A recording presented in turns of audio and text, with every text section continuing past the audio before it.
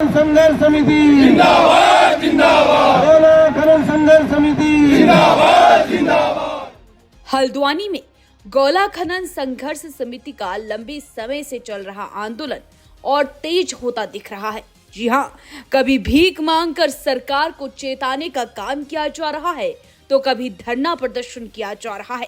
इसी आंदोलन के क्रम में गोला संघर्ष समिति के पदाधिकारी एवं डंपर वाहन स्वामी बड़ी संख्या में जुलूस निकालकर आरटीओ दफ्तर पहुंचे। यहां उन्होंने जमकर नारेबाजी करते हुए अधिकारियों पर मनमानी करने का आरोप लगाया।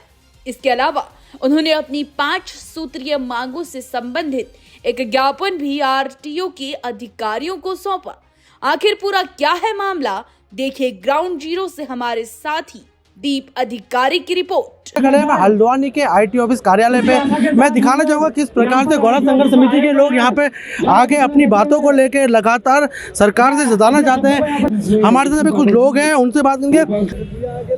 मैं आप लोगों के चैनल का धन्यवाद देना चाहता हूँ। साथ ही आज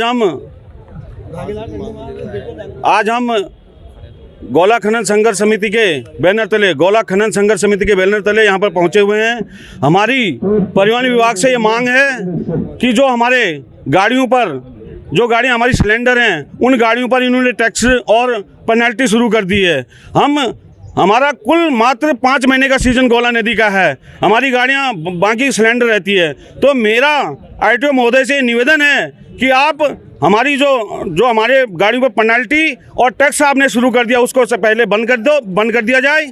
और जो हमारे ट्रैक्टर ट्राली पर डबल टैक्स है और गरीब मजदूर ट्रैक्टर ट्राली वाले खेती किसान मजदूर हैं, उनके ट्राली पर डबल टैक्स आपने लगा दिया। मैं निवेदन करना चाहता हूँ आईटीओ प्रशासन से कि उस पर एक टैक्स लगाया जाए।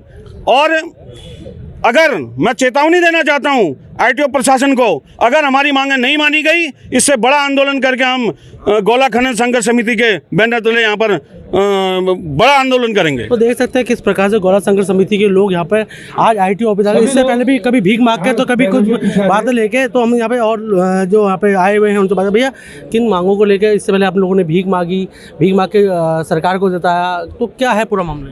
पूरा मामला हमारी 5 सूत्री मांगे हैं और सबसे बड़ी है कि जो है जो हमारी गाड़ियां सिलेंडर हैं उन गाड़ियों को आपने रेड सिग्नल से इन्हें ग्रीन सिग्नल में डाल दिया।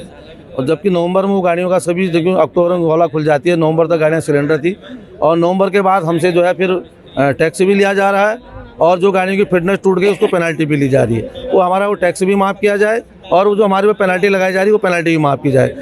इससे पहले आप लोगों ने भीख मांगे, कोरोना काल में भी ट्रांसपोर्टर नुकसान में रहा, अब गोला खुलने का टाइम आया, उसमें कभी रेट की बात, तो लगातार जो परिवहन विभाग है लगातार अपने रेट अपने उसमें कोई कटौती नहीं कर रहा, लेकिन जो ट्रांसपोर्टर है उन पर लगातार कभी टैक्स के नाम पे, कभी फिटनेस के नाम पे, तो कभी पेनल्टी के नाम पर लगातार वसूली की जा रही है। देखिए उत्तराखंड में जो है गोला का कारोबार बंद, खनन का काम जो है, चोरी का काम शुरू, और जो है एक ही विभाग पैसा वसूलने को पड़ा है, परिवहन विभाग।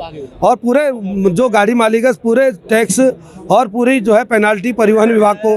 गाड़ी वाला अपने कागज यहाँ जमा करके जाता है, सब उसके टैक्स फिटनेस सब होती है, बाहर फिर पुलिस उसको पकड़ लेती है, कभी ओवरलोड में पकड़ लेती है, कभी चालान उसका ओवरलोड का हो जाता है, कभी जो है उसको जो है तेज़ गति में हो जाता है, स्पीड में चल रहा है, कभी हेलमेट नहीं है, कभी ड्राइवर ने सीट बेल्ट नहीं पहना है। तो परिवहन विभाग के कई ऐसे हैं कि जो पूरे लोड जो है गाड़ी वाहन को पड़ा रहता है। तो देख सकते हैं किस प्रकार से ट्रांसपोर्टरों को मार झेलनी पड़ती है, कभी रोड टैक्स, कभी जो रोडों में जो गाड़ियाँ चल रही है, कभी परिवहन विभाग के रोक लेते हैं, कभी पुलिस रोक लेती है। तो हमारे कुछ लोग और हैं, उनसे भैया क्या था पूरा मामला, जो आप क्यों आए हो यहाँ पे, क्या है पूरा मामला?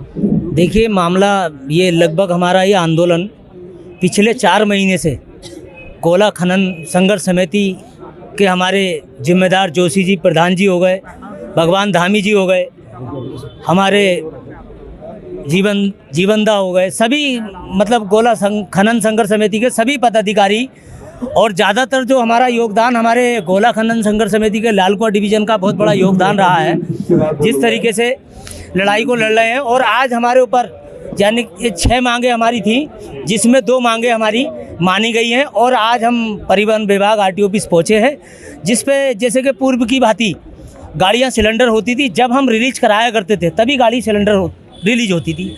आज इस परिवहन विभाग की नियमावली, क्योंकि डबल इंजन की सरकार है, और आज हमारे साथ 50 रुपये पेनाल्टी फिटनेस पर लागू कर दी गई है, और टैक्स भी गाड़ियों का बढ़ा दिया गया है, क्योंकि 3 महीने में क्वार्टर जमा होता है। यहाँ पर उत्तर प्रदेश के अंदर पहले 7600 रुपये साल का टैक्स जमा हुआ करता था, आज उत्तर प्रदेश के अंदर 8600 रुपये का टैक्स जमा होता है।